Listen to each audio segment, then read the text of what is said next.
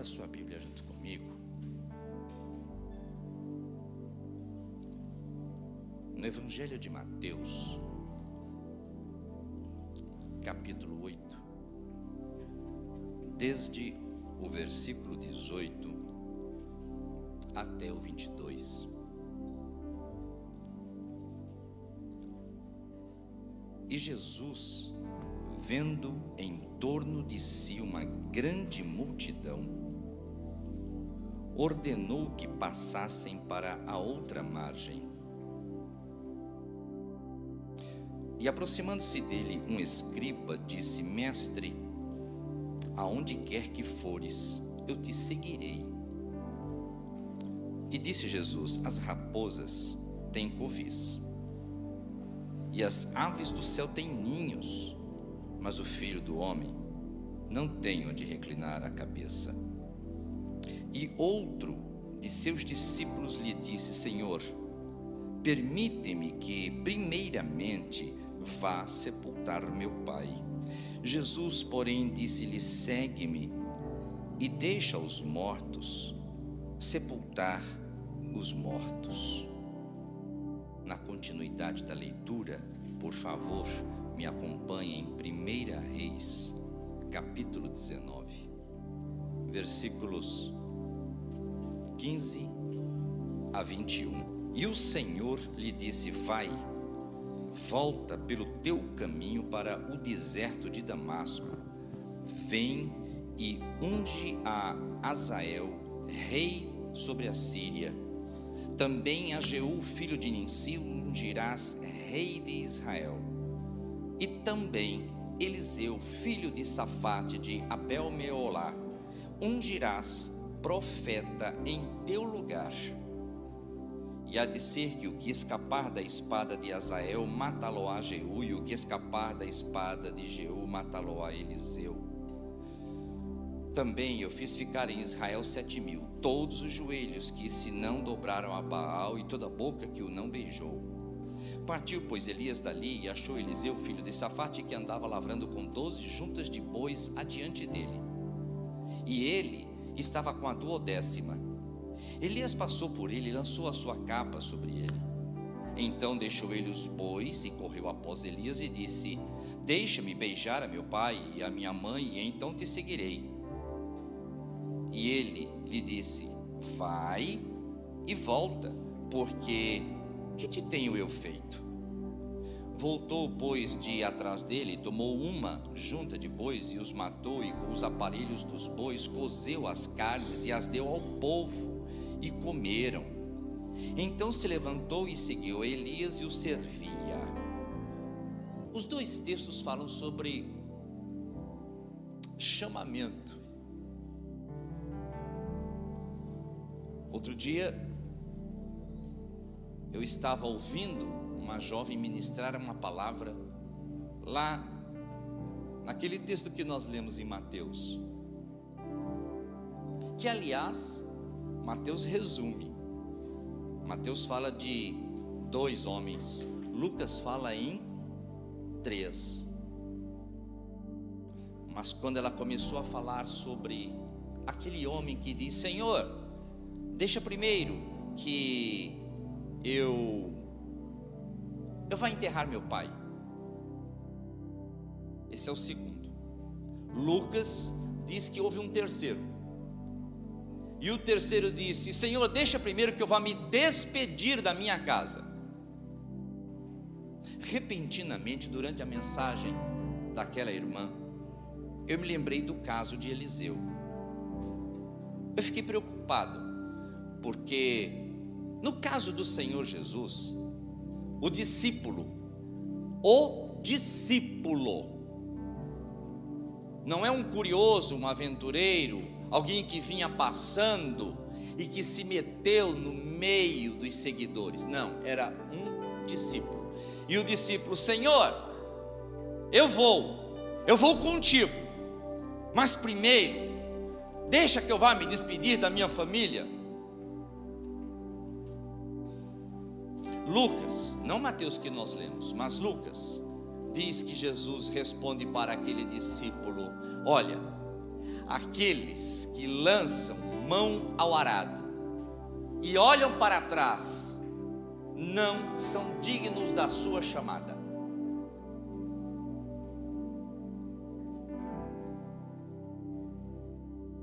Mas aí eu lembrei do Eliseu. Deus chama Elias e diz: olha, eu tenho alguma coisa que eu gostaria que você realizasse agora. Então, primeiro vai e encontre Azael e unja-o para que ele seja rei na Síria. Em segundo, venha, unja a Jeú para que ele reine em Israel. E então unja também Eliseu para que ele seja profeta no teu lugar. Esses textos de Mateus, Lucas e Reis, eles são cheios de detalhes que às vezes me assustam um pouco. Primeiro porque Mateus fala em 2 discípulos, Lucas fala em 3. Contradição? Não. As leis de interpretação bíblica dizem que os textos, eles se complementam. Então, se Lucas fala 3 e Mateus diz 2, Mateus não está errado. Lucas complementou e disse: olha, realmente 2, mas houve um terceiro. Não há nenhuma contradição. Os textos se esclarecem e se complementam um ao outro. Está tudo bem. Mas quando eu chego em 1 Reis, agora eu começo a ficar preocupado, porque quando eu leio esse texto, eu lembro de Jesus dizendo: você vai se despedir da sua casa? Olha, quem lança a mão do arado e olha para trás não é digno da sua chamada. O rapaz queria se despedir da família. Só isso, Jesus. Outra coisa, viu, Jesus? Séculos e séculos atrás, Eliseu pediu para se despedir da família e o Senhor não disse nada. O Senhor até concordou. E agora o Senhor diz que este não pode se despedir? Então agora eu começo a perguntar para Jesus: Jesus, o que é isso? Que contradições são essas? Por que é que uns são tratados de uma forma e outros de outra? Por que é que o Senhor chama alguns e eles reagem de uma maneira e o Senhor aceita, e o Senhor chama outros, eles reagem de outra forma e o Senhor também os aceita? E quando nós contrapomos as reações, elas parecem até tão contraditórias, tão díspares.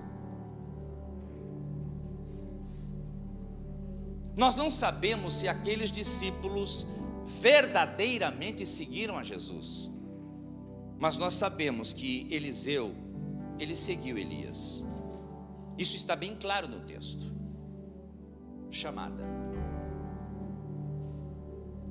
Me permitam, desafio. Algumas pessoas, elas têm oportunidades na vida. Eu perguntei para a Ariana, minha filha mais velha: e aí?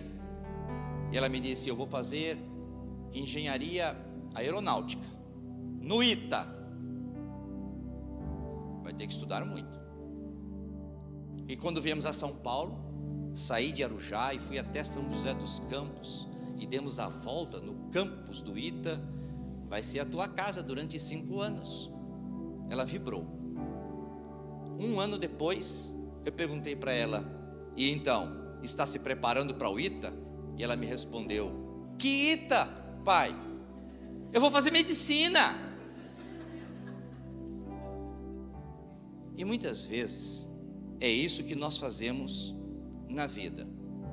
Nós olhamos para diante e traçamos planos, sonhamos, elaboramos projetos. Mas às vezes os nossos projetos, eles são engessantes, eles são limitantes, eles nos prendem, e nós nos permitimos estar presos aos nossos projetos. Nós não deixamos espaço para a curva no caminho. Nós não deixamos espaço para outras possibilidades. Nós não nos preparamos para as surpresas. Nós nos blindamos com relação às surpresas. Nós nos protegemos delas. Nós preferimos as zonas de conforto. Nós não queremos surpresas na vida. Nós queremos porque as surpresas podem ser boas, mas também elas podem ser amargas. E temerosos de que nos sobrevenham surpresas amargas, nós preferimos o que seja pronto, elaborado, planejado, porque não corremos o risco das amargas surpresas caso elas sobrevenham. Nós temos medo de surpresas.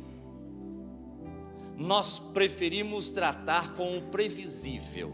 Nós gostamos de previsibilidades, porque então nunca seremos surpreendidos. Somos soberanos, donos do próprio nariz.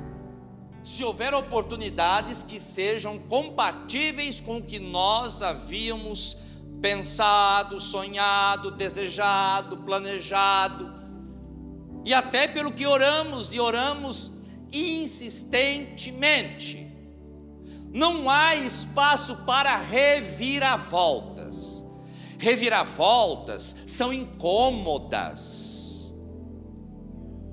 Reviravoltas costumam ser traumáticas. Reviravoltas nos fazem lidarmos com as coisas que não pensamos, que não sonhamos, que não nos preparamos, e nós temos medo. Nós dizemos: será que eu consigo? Será que eu estou preparado? E se não der certo?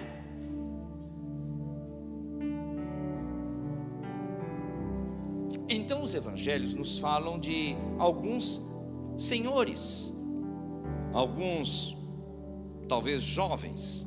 O primeiro deles é um escriba. É pouco provável que ele fosse jovem. Escribas costumavam ser homens muito estudados e experientes, e isso denotava um tempo de preparação. Então o primeiro que chega é um escriba, e ele começa bem. Ele diz: mestre! Ele reconhece em Jesus autoridade e capacidade. Mestre! Mas quando ele resolve se aproximar do Senhor Jesus, havia em torno do Senhor uma grande multidão, e o texto de Mateus diz que Jesus fez uma proposta: vamos sair daqui e vamos para a outra margem. Espera aí, Jesus, se eu estivesse lá, para que ir para a outra margem? Aqui está bom, aqui nós somos conhecidos, aqui nós somos famosos, aqui as pessoas param para nos ouvir, as multidões estão ao nosso redor, nos aplaudem, pedem para que falemos, nos seguem, nos admiram. E agora vem o Senhor com essa história de largar tudo que deu tanto trabalho para conseguir e construir, e ir para a outra margem. Sabe-se lá o que estará para acontecer do lado de lá. Eu vou abrir um parênteses, pastor, porque do lado de lá, quando Jesus, eles atravessaram o mar, quando Jesus pôs o pé na areia da praia, veio um homem em direção a ele, sujo, mal vestido, mal encarado, e o homem com aquela voz estranha, fez uma pergunta para Jesus: o que é que você veio fazer aqui? Veio me atormentar antes do tempo? Jesus pergunta: como é o teu nome? Mal educado, se apresente primeiro. Não, Jesus não estava perguntando como se faz hoje, né? Como é teu nome, demônio? Não, se apresente primeiro. Diga quem você é. A senhora acredita que nós temos medo até de dizermos para Jesus quem nós somos? A gente prefere os apelidos diante de Jesus. Quando eu era pequeno, mas eu vou falar. Quando eu era pequeno, as minhas tias e os meus primos não me chamavam pelo nome, me chamavam por um apelido horrível que eles resolveram colocar em mim. Lilinha, vem aqui.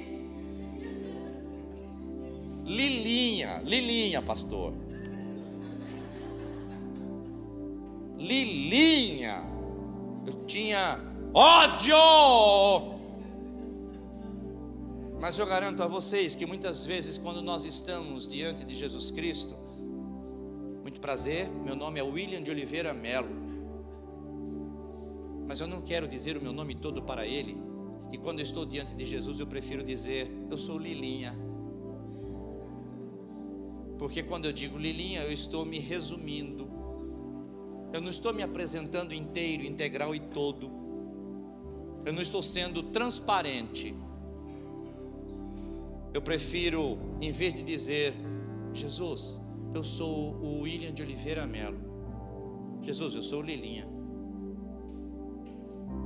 Porque quando eu disser o meu nome todo, eu estou integralmente me apresentando e me dizendo todo a Ele.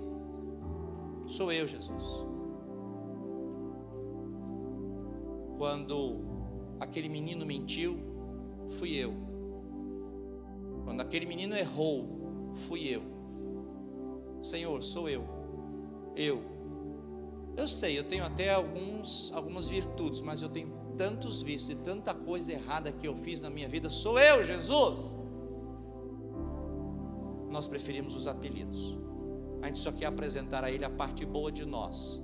Nós só queremos que o pastor saiba qual é a parte boa de nós. Nós queremos que a igreja só conheça as nossas virtudes. Existem maridos que só querem apresentar o seu lado bom às suas esposas. E existem esposas que só querem apresentar o lado bom aos seus maridos. Existem pais que querem se colocar como super-heróis para os filhos. E existem filhos que não querem que os seus pais saibam o que foi que eles andaram fazendo de errado. Então Jesus pergunta para aquele homem: qual é o teu nome? Se apresente, diga quem você é, mas diga-se inteiro. Não venha com meias verdades. Não me apresente só um pedaço de você. Eu quero conhecer você na sua integralidade, na sua inteireza. Eu quero saber tudo a seu respeito. Na verdade, eu sei tudo a seu respeito, mas eu quero que você exteriorize. Eu quero que você verbalize. Eu quero que você se assuma. Eu quero que você se reconheça e diga: sou eu, para isto e para aquilo, para o bom e para o ruim, este sou eu.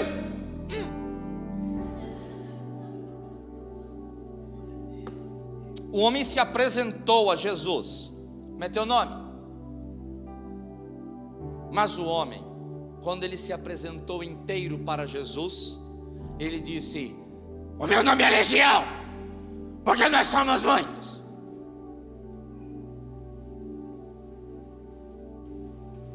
Jesus então começou a expulsar os demônios daquele homem. Essa era uma parte daquele homem. Ele era possesso de demônios. Não era ele todo, era uma parte dele. Não tem sentido, irmã. Não tem cabimento que nós queiramos que o Senhor Jesus Cristo só trate com o lado bom da gente. E quando Ele resolve mexer nas partes tenebrosas da nossa vida, a gente entra em desespero, como se nós não confiássemos no resultado final,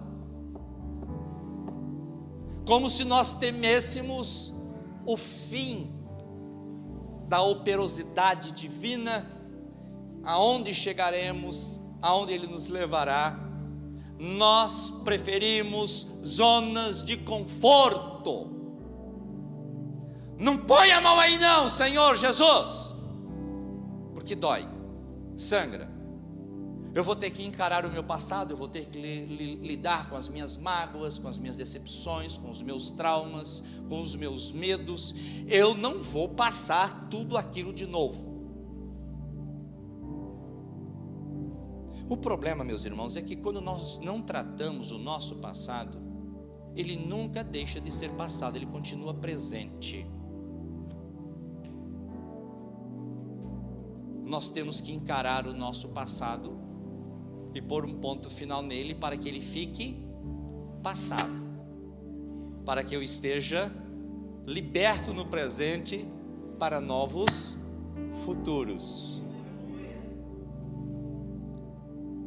Os demônios dizem: deixa-nos ir para aquela manada de porcos, e Jesus consente e eles saem. Os demônios saem daquele homem e vão para a manada de porcos. Possessão demoníaca é uma coisa tão terrível, ela faz tão mal a gente, ela é tão perturbadora, ela é tão deformadora, ela é tão degradante, ela é tão impactante e escravizante e desastrosa, caótica, que o homem sofre. Às vezes não é possessão, às vezes é uma opressão.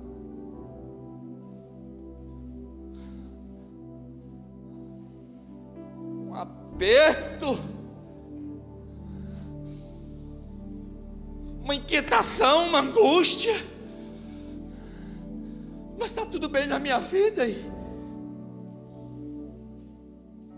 É isso que o mundo espiritual das trevas faz com a gente. Mesmo os grandes servos de Deus, eles podem sofrer com opressões, não possessões. Elas querem nos desestabilizar, querem nos desequilibrar, querem tirar o nosso foco, tirar a nossa atenção, nos confundir, nos enfraquecer. E então a gente perde o foco e fica olhando para os lados por causa da perturbação, da opressão. Um ser humano ainda consegue lidar com isso, a duras penas, mas consegue. Mas quando os demônios entraram nos porcos, com uma estrutura corporal muito mais fraca do que a nossa,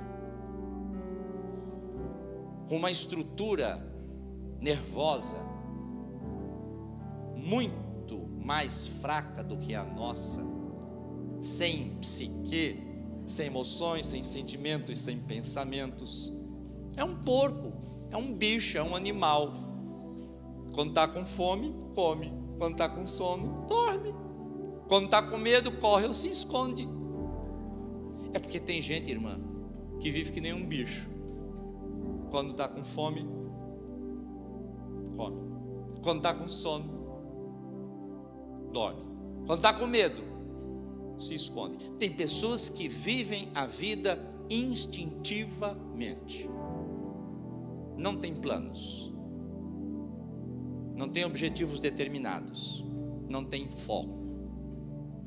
Existem pessoas que entram para a vida e vivem a vida assim: levantar às 4 da manhã, tomar banho, escovar os dentes, tomar café, ir para o ponto de ônibus, pegar o ônibus, descer do ônibus, ir para a fábrica, trabalhar, parar para almoçar, voltar a trabalhar, trocar a roupa, tirar o uniforme, pegar o ônibus, voltar para casa, tomar banho, jantar, assistir um pouco da novela, dormir e acordar no dia seguinte às 4 da manhã. E a pessoa entra numa rotina, e quando recebe o salário, pagar as contas,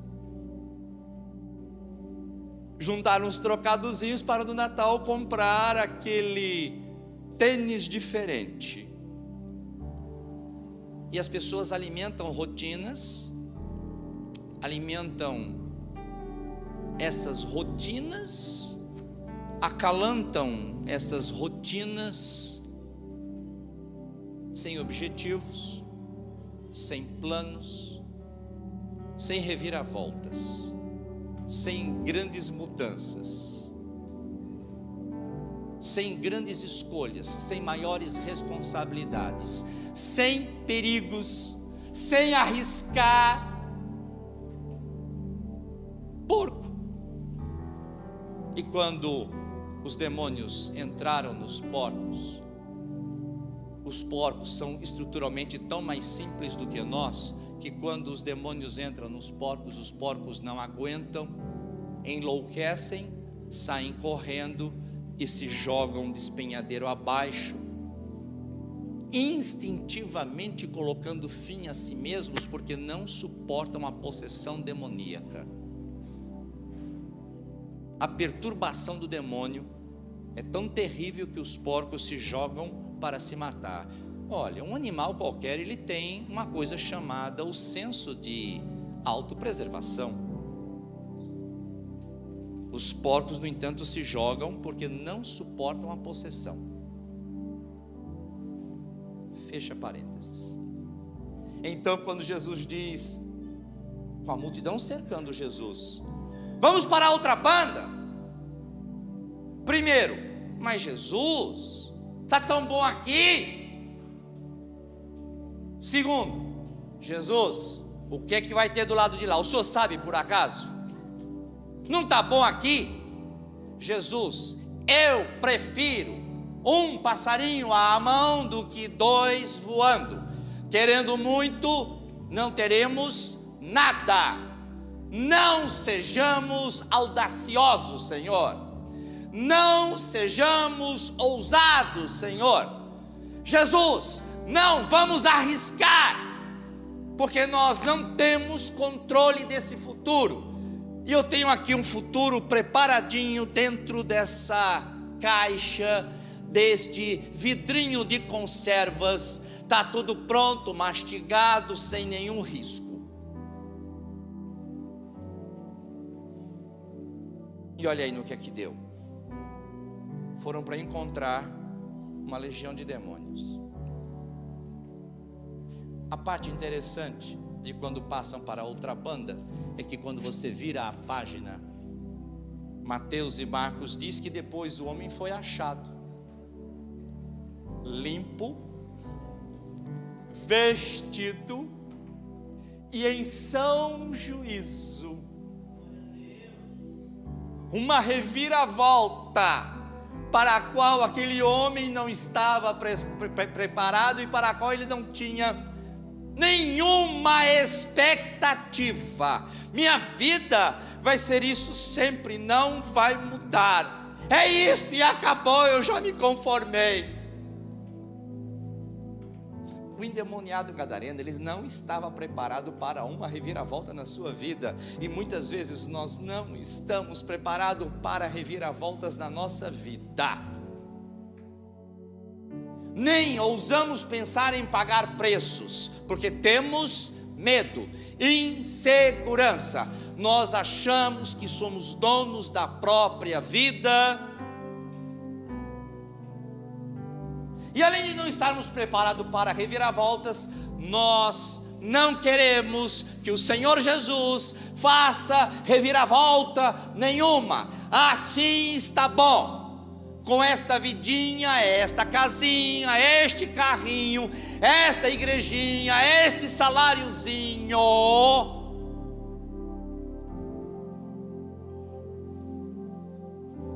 Não estamos preparados para uma vidona, uma grande carreira, grandes planos, grandes desafios, grandes reviravoltas.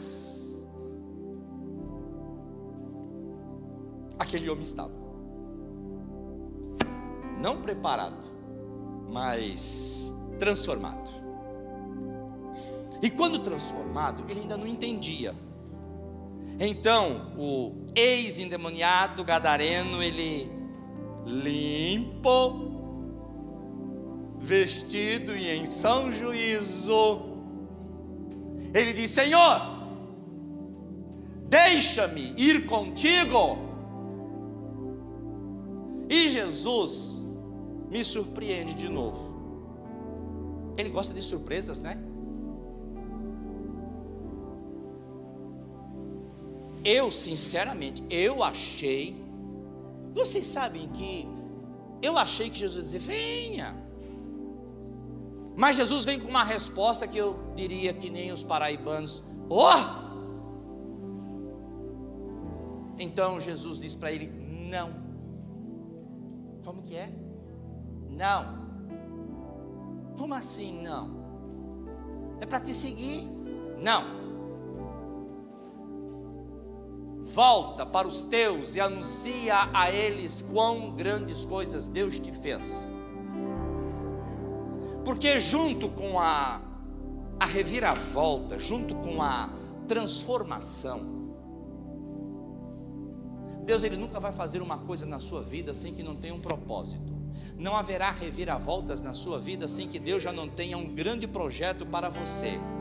Então Deus, Ele primeiro transforma, prepara, capacita, e aonde você não enxerga o propósito de Deus, tudo já está determinado por Ele.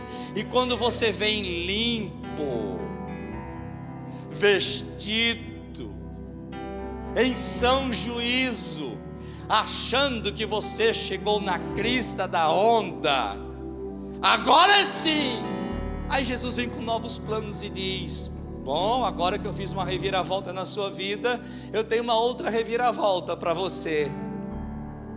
Mas aí, pastor, a gente já está viciado nas reviravoltas, e a gente diz: manda, qual é a próxima? Bom, aquele homem achou que era a última reviravolta da sua vida, quando Jesus o diz para voltar para a sua casa e anunciar aos seus. Eu preferia, pastor, ser missionário na Groenlândia. Eu preferia ser missionário na Ucrânia. Eu preferiria ser missionário nos recônditos da Índia. Me mande para Katmandu. Eu vou, Senhor. Eu vou como missionário, sorrindo. Eu não vou reclamar. Não me mande ser missionário na minha própria casa. Porque ser missionário na minha casa foi onde eu nasci, foi onde eu cresci, foi onde eu errei. E lá na minha casa, todo mundo sabe das coisas que eu andei fazendo ao longo da vida. E quando eu for a eles, a primeira coisa que eles vão fazer é rir na minha cara. E logo em seguida vão me dizer: agora está dando uma de santarrão, é? Se o Senhor me mandar para Katmandu, ninguém me conhece. E quando eu chegar lá pregando o Evangelho, pode até ser que ninguém se converta, mas também ninguém vai colocar o dedo na minha cara. Se me atirarem pedras, será por ódio ao Evangelho, mas não propriamente a mim. É porque Jesus, Ele gosta sempre de desafios que te levam à superação. Jesus nunca é mais do mesmo. Jesus não é de mesmices. O Espírito Santo não faz chover no molhado. Deus, Ele é criador e criativo. O Evangelho, ele é revolucionário o tempo todo. A carreira cristã sempre é uma aventura, no bom sentido. Era isso que estava da banda de lá. E que quando da banda de lá começa, parece um mal. É a nossa visão, irmã, que é sempre limitada. Eu vejo o que está diante dos meus olhos. Atrás dessa parede aí eu não sei o que está acontecendo, não. Não dá para ver, não. E a leitura que nós fazemos da realidade circundante é uma leitura baseada nas nossas percepções. E é em cima dessa leitura da realidade, baseadas nas nossas percepções, que nós construímos a nossa rotina e os nossos planos de vida. E às vezes passar para outra margem exige encarar o desconhecido, deixar para trás coisas, renúncia, pagar preços. E às vezes passar para outra banda, porque nós poderíamos, pastor, estar naquele dia passando para outra banda. O Gabriel, ele tem uma música para quando se faz travessias, e uma música interessante, porque dá até vontade de fazer travessias com o Gabriel, porque é tudo tão lindo e maravilhoso nas travessias dele. Mas passar para outra margem, no caso deles, importou de uma tempestade, importou em medo. Eles se debateram, eles vislumbraram a morte e até reclamaram com Jesus: Senhor, nós estamos aqui nos debatendo, quase morrendo, e o Senhor não faz nada, está aí dormindo.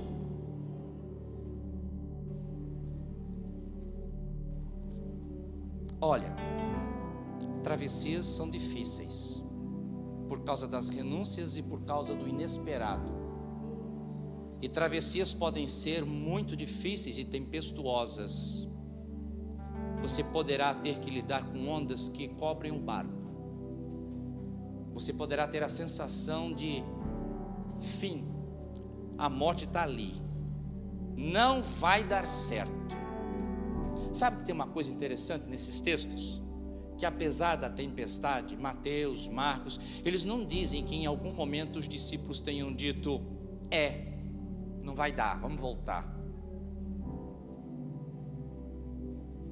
Era o lógico, não é não, pastor? Não vai dar, vamos voltar. O senhor já fez isso na vida? Eu já fiz um bocado de vezes. Você estava indo por um caminho, dirigindo o meu carro, eu falei: não vai dar. Parei o carro, manobrei e voltei. É o lógico, é o mais sensato. Mas os discípulos, eles não tornaram.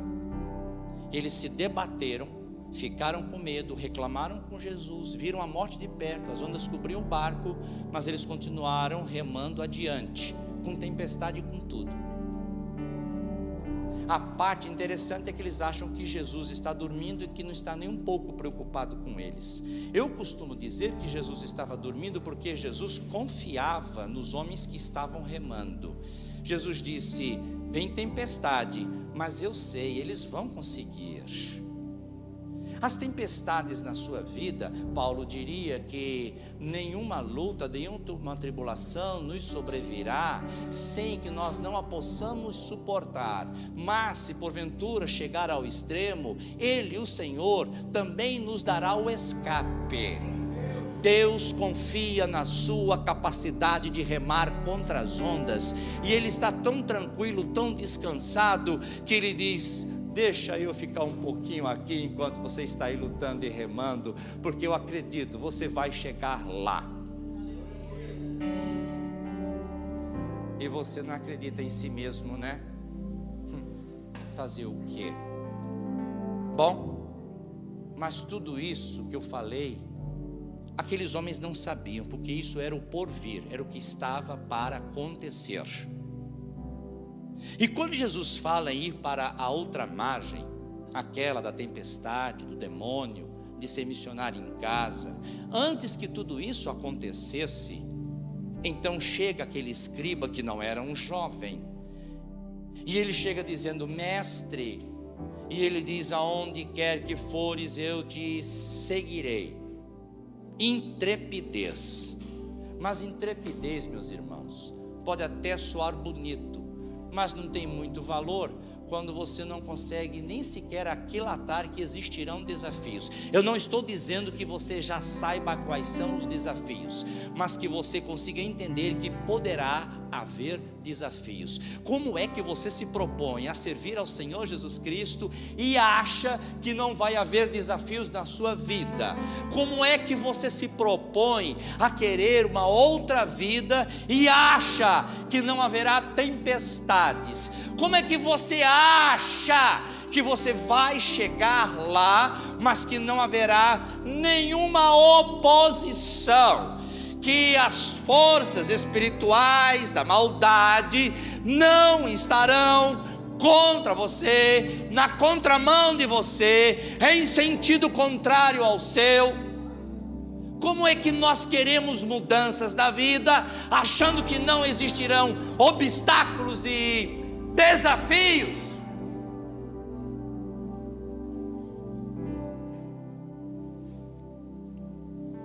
Aonde quer que fores, eu te seguirei. E você sabe lá o que você está dizendo. Jesus responde: olha, raposas têm covis, aves têm ninhos, mas eu já vou te avisando, eu não sei nem aonde eu reclinarei a minha cabeça. Isso quer dizer que nós vamos a lugares que talvez não me deem espaço nem para pôr um pé. Você está preparado para lugares apertados? Você está preparado para não encontrar um lugar onde reclinar a cabeça? Você está preparado para os desafios e para as privações? Você está preparado para situações difíceis? Você está preparado para ser incompreendido, rejeitado, perseguido, criticado, ridicularizado? Está? Então vamos.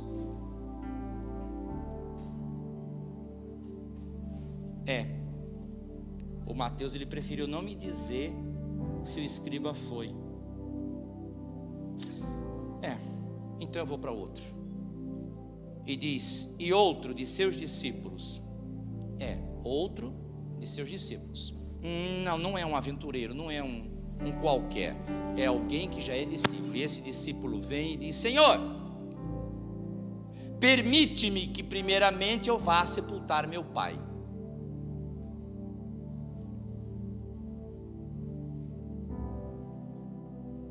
Interessante esse texto. Tem duas formas de eu ler o texto e compreender. Na primeira, tem Jesus, uma multidão, Jesus dizendo que vai para outra banda. Chega um escriba, fala com Jesus, e eu estou em segundo lugar na fila, esperando a minha vez. E quando chega a minha vez, eu digo: Senhor, eu vou lá sepultar meu pai, e então eu volto e te sigo. Vocês sabem que eu vejo isso meio que inverídico? Porque se meu pai morre, eu vou aonde? No funeral dele. Gente, é meu pai. Meu pai morre e eu estou lá na fila esperando para falar com Jesus, com a multidão. Jesus falando que vai para outra banda. E então eu chego para Jesus polidamente: Senhor, primeiro eu vou fazer o funeral do meu pai, e então depois eu retorno e sigo o Senhor. Pois não? Meu irmão, eu nem estava lá. Essa é uma maneira de entender o texto. A segunda maneira é assim: Jesus, eu vou, que nem esse moço aí antes de mim disse, o escriba, mas eu não vou agora. Deixa primeiro eu cuidar do meu pai. E quando meu pai morrer e eu o enterrar, então eu me dedicarei ao Senhor. Deixa primeiro eu aposentar, e depois que eu começar a receber a aposentadoria pelo INSS, ainda é INSS, mano? É porque antes era INPS, né? Aí eu venho e sirvo. Jesus, pode crer, eu venho, mas primeiro eu vou terminar a faculdade. E depois, bem depois, eu venho e sigo o Senhor, enfrentando tempestade, sendo recebido por uma legião de demônios, e por fim ainda sendo expulso de lá. Aliás, Jesus foi expulso lá de Gadara, que fazia parte de uma região conhecida como Decápolis. A parte interessante é que os textos da Bíblia dizem que algum tempo depois Jesus voltou em Decápolis. Empurraram Jesus por uma porta e ele voltou e entrou pela outra, porque Jesus, ele é insistente. E os desafios que você não aceitou até agora, Ele vai continuar insistindo com você até que você compreenda que Ele tem grandes projetos para a sua vida e que você nem sempre saberá o que está para acontecer. Você também aprenderá que você não é dono da sua própria vida, mas nem por isso a sua vida está descontrolada.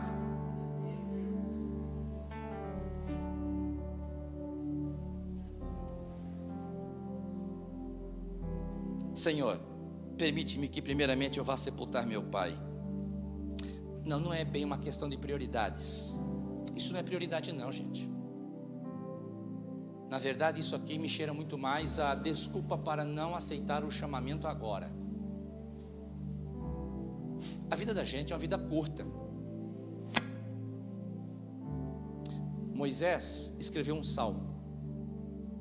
E Moisés diz no salmo: a vida do homem é 70 anos, se alguns, tendo muito vigor, chegarem aos 80, é enfado, canseira.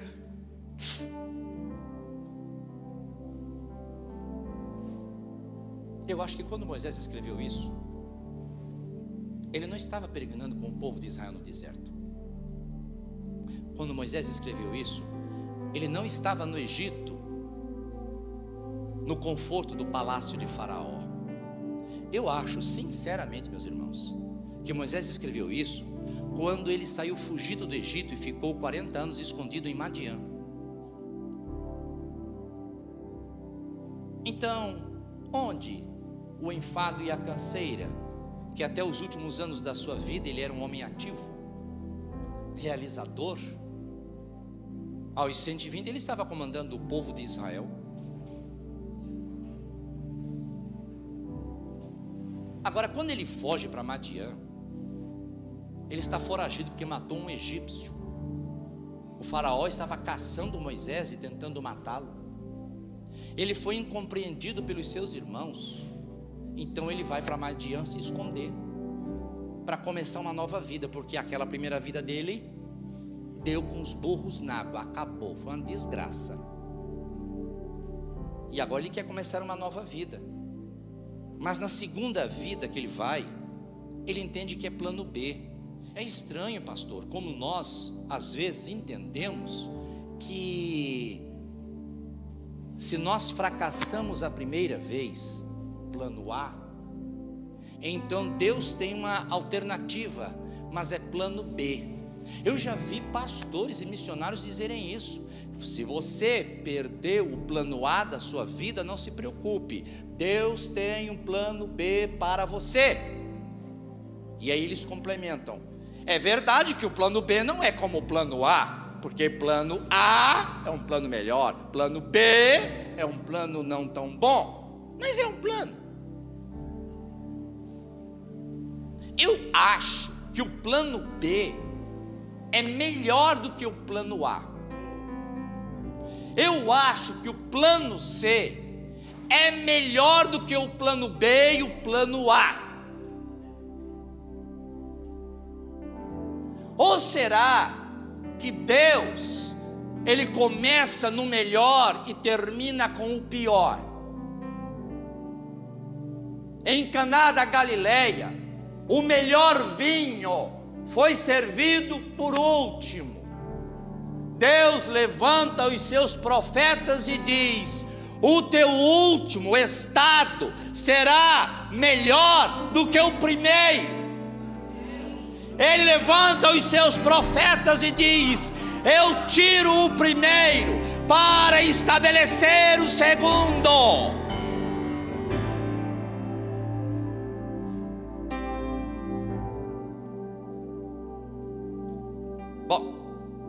A verdade é que o rapaz, ele queria primeiro cuidar de papai, para depois seguir Jesus, e isso cheira muito mais a eu vou, mas não agora. Isso é desculpa, não é prioridade, não é amor a papai e mamãe, coisa nenhuma. Agora, pior do que esses dois é o terceiro discípulo ao qual Lucas se refere, porque esse terceiro, que também era discípulo, Lucas diz lá em capítulo 9, versículos 61 e 62, que esse terceiro homem, ele chega para Jesus e fala: Senhor, eu vou agora mesmo, mas me deixe só ir ali, apertar a mão de papai, dar um abraço nele, me despedir dele.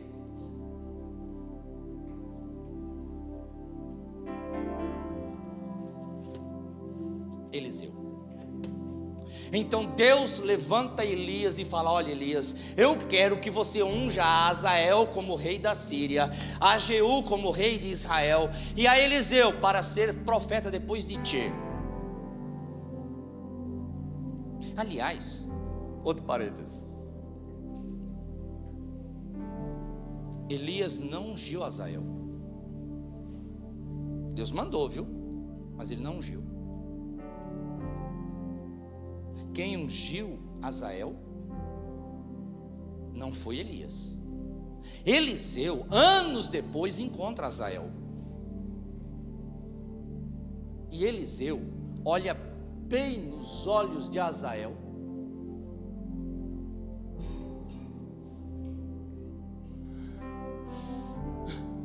e começa a chorar muito. O Azael pergunta: por que você está chorando? Porque olhando para você agora, Deus me mostra como você vai matar gente, como você vai perseguir o povo de Deus. Tinha revelação, mas não teve unção.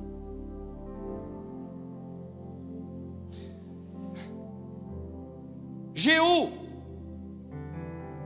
Elias, vá e unja Jeú como rei de Israel. Elias também não ungiu Jeú. Deus mandou, Elias não fez.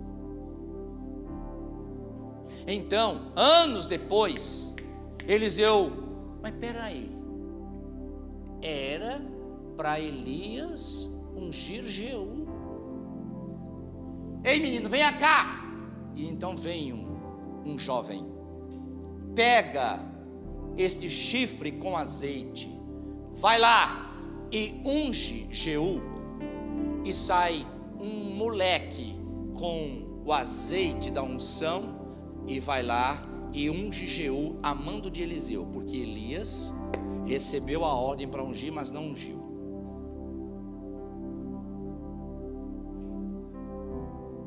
Eliseu, unge Eliseu. O texto que nós lemos diz que Elias saiu e achou Eliseu. Achou. A raiz hebraica do achou de João Ferreira de Almeida diz que foi um acaso. Não diz que Elias saiu procurando. Ei, você viu Eliseu? Você conhece Eliseu? Olha essa foto aqui, ó. Conhece esse homem? Já viu ele em algum canto? Eu estou procurando, o nome dele é Eliseu. Não diz isso. Diz que ele achou. Eliseu! Foi assim. Foi meio que acaso na vida do Elias, embora Deus houvesse determinado. Era para ungir. Mas na hora de ungir, o Elias deu uma de Benihim. Tirou o paletó e jogou sobre o Eliseu. Não diz que Eliseu caiu. Eu acho que o Eliseu não caiu com o paletó do Elias jogado sobre ele. Mas agora o Eliseu fala: me deixa primeiro eu beijar meu pai, minha mãe, então eu venho e te sigo. Mas o outro lá, séculos depois, diria isso, e Jesus diria: Se vai pegar o arado e vai ficar olhando para trás, então não é digno da chamada. Mas agora pode, Isso é injusto da sua parte, Senhor. Nós não entendemos que Deus tem propósitos específicos para a nossa vida, e que o agir de Deus na nossa vida é algo totalmente diferente de qualquer coisa que Ele tenha feito na vida de outras pessoas. Aliás, Deus nunca trata com uma pessoa da mesma maneira como Ele trata com outra. Nós não somos uma receita de bolo. Deus não está fazendo um bolo de cenoura com cobertura de chocolate para que Ele aplique sempre a mesma receita para todas as pessoas. A sua vida é totalmente diferente da vida de qualquer um dos outros 7.999.999.999 seres humanos que existem na face da terra. Aliás, em momento nenhum da história da humanidade existiu uma pessoa como você, a quem Deus trata especificamente, de uma forma diferenciada, como Ele nunca tratou com ninguém. Você é inédito.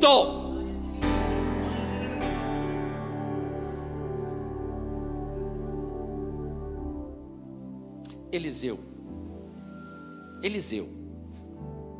diz o texto que ele estava com uma junta de bois e um arado sulcando a terra.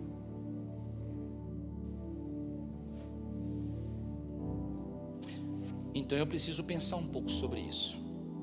Tiago capítulo 5 versículo 17 diz que Elias havia orado e havia acontecido uma seca em Israel de 3 anos e meio. Acabe era rei, filho de Omri. Omri foi um golpista. Ele chegou ao poder através de um golpe, matou o rei e assumiu o trono. Este é Omri. Acabe é filho de Omri. Casa-se com Jezabel, a filha de Etbaal, o rei dos Sidônios. Não era um casamento de amor, era um casamento de aliança política. Jezabel é idólatra e é uma mulher de duvidosa estirpe, de um caráter questionável. Muitos cultos idólatras são inseridos no reino de Israel. Começam a perseguir os profetas. Obadias é um dos mais próximos dele, e Obadias é homem temente a Deus, mas Obadias não consegue mudar nada no palácio do Planalto, apesar de estar lá.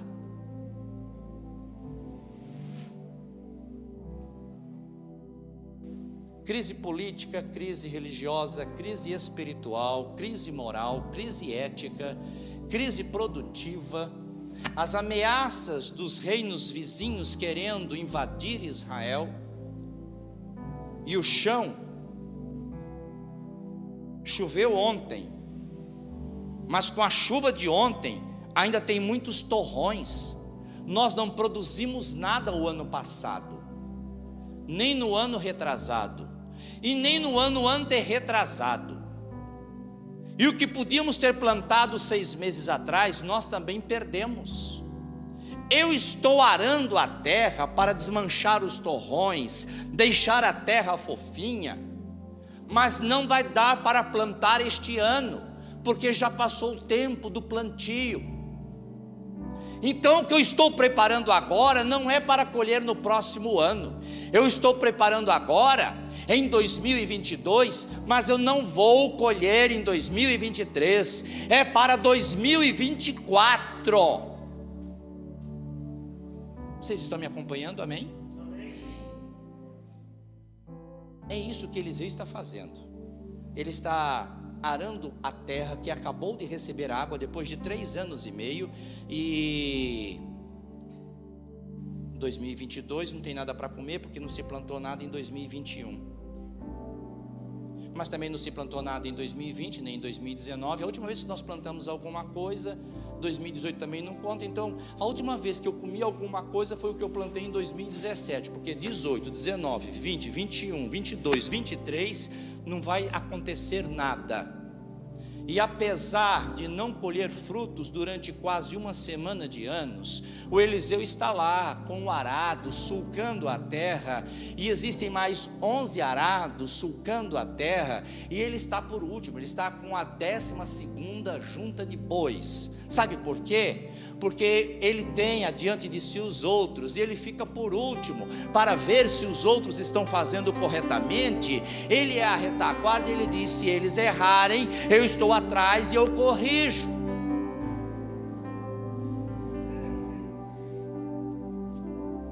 É inteligente esse Eliseu, né? 12 juntas de bois. Ele está arando, sabendo que não é para colher amanhã. Ah, pastor, nesses tempos de cultura hipermoderna, com essa coisa da instantaneidade da informação, a gente não cozinha mais, irmã. A gente pega o celular e com um aplicativo, eu não vou falar o nome do aplicativo, porque eles não vão me pagar um centavo de propaganda. Os AI alguma coisa da vida. E então lá eu posso escolher se eu quero comida tailandesa, japonesa, chinesa, se eu quero comida mineira, baiana. Eu escolho, tem tudo. E eu faço o pedido estendido na minha cama fofinha, olhando para aquela telona de televisão com ar condicionado. E eles vêm à porta da minha casa.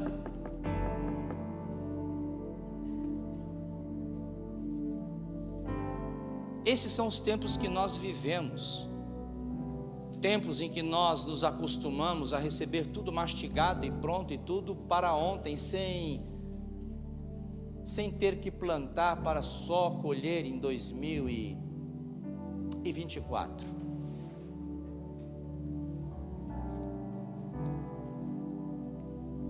Essa coisa dos resultados imediatos, de não entendermos que Deus tem um chamamento para a nossa vida, mas que muitas vezes o chamamento vem com tempestade. Chamamento sempre vai tirar você dos teus lugares comuns. Chamamento é para tirar você das tuas mesmices.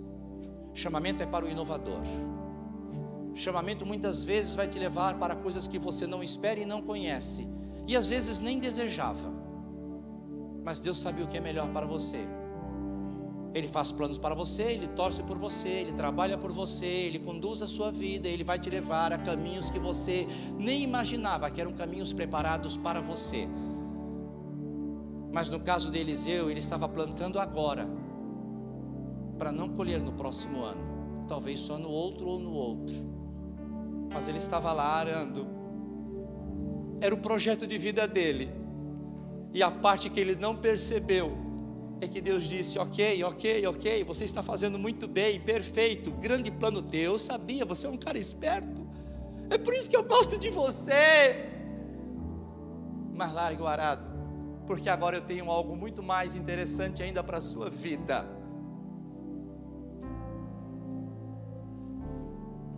Não é que o que você esteja fazendo seja de menos valia, seja inútil, ou seja algo a se desprezar.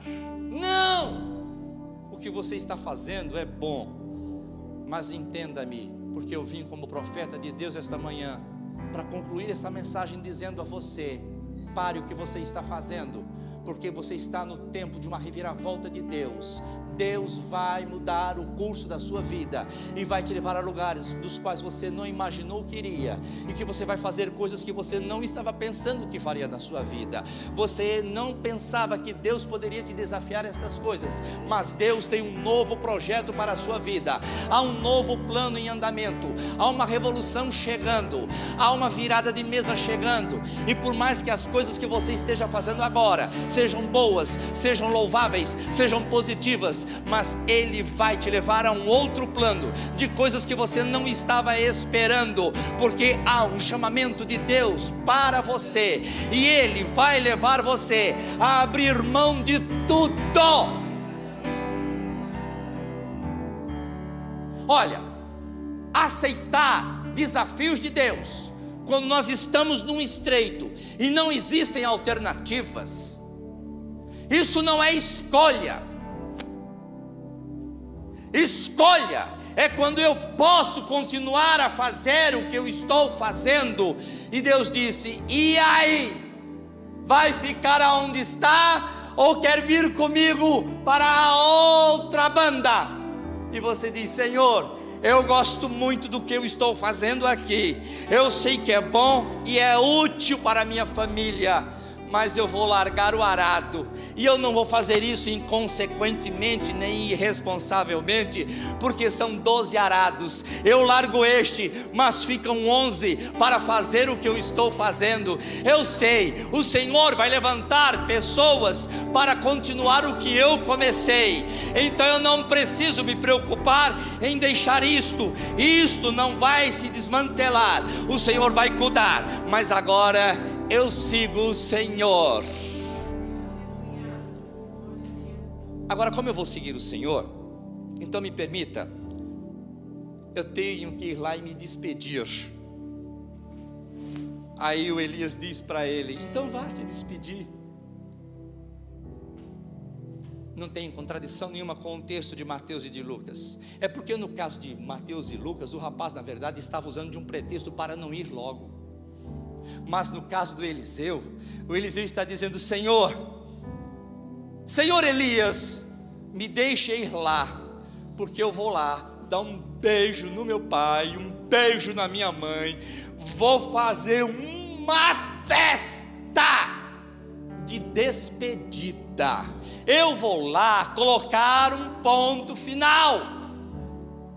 Então, vá pôr um ponto final. Pare de ficar colocando vírgulas, reticências e ponto e vírgulas. Ponha um ponto final e entenda: há um propósito de Deus na revolução que já se iniciou na sua vida.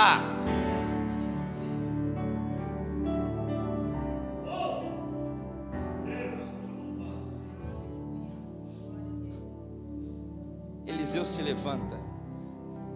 E o texto termina dizendo que ele foi para servir.